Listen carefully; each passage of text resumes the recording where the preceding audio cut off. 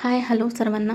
तर मी आत्ताच आली कारंजावरून गोंदियाला आणि गोंदियाला जायसाठी फक्त 10 मिनटं लागतात आणि बाहेर इतकं भरपूर ऊन होती तरी पण लागलं मला, कारण की मला गिफ्ट घ्यायचं होतं. यांचं मित्राच्या इथं होतं वास्तुपूजन, तर मला खूप जाणं आवश्यक होतं.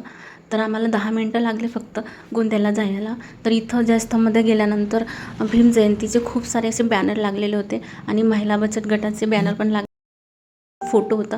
खूप मस्त भारी वाटत होतं असं बघून आणि खूप असं छान वाटत होतं. सगळीकडे बॅनर होते भीम जयंतीचे आणि दुसऱ्या बाजूला माजी सैनिकांचं इकडे पण मस्त बॅनर लावलेला होता. इथं मिस्टरांचे पण फोटो बघून खूप भारी वाटत होता. सर्वांचे फोटो होते, खूप मस्त वाटत होता.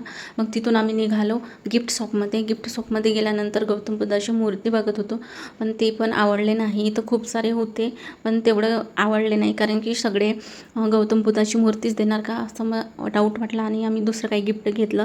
त्याच्यानंतर निघाली. तर बाहेर निघाल्यानंतर इथं एक मुलगी मिळाली आणि ती मला पैसे मागत होती. त्याच्यानंतर ती म्हणे की माझ्या पप्पाने पाठवलं मला असं.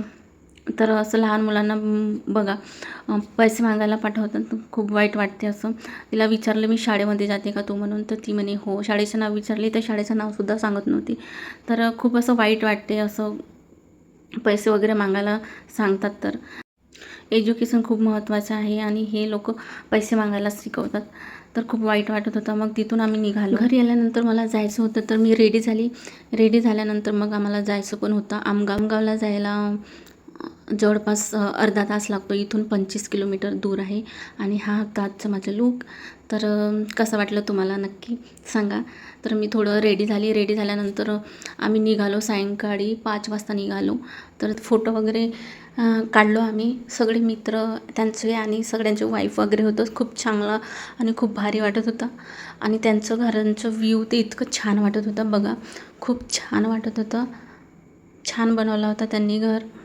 मग जेवण वगैरे केलो आम्ही आणि निघालो. तर रात्रीला आम्ही घरी 11-12 वाजता पोहोचलो. आजचा दिवस खूप भारी मस्त वाटला. सगळ्यांना भेटल्यानंतर वेगळीच मजा असते आणि हे सगळं बाबासाहेबांच्या कृपेमुळे.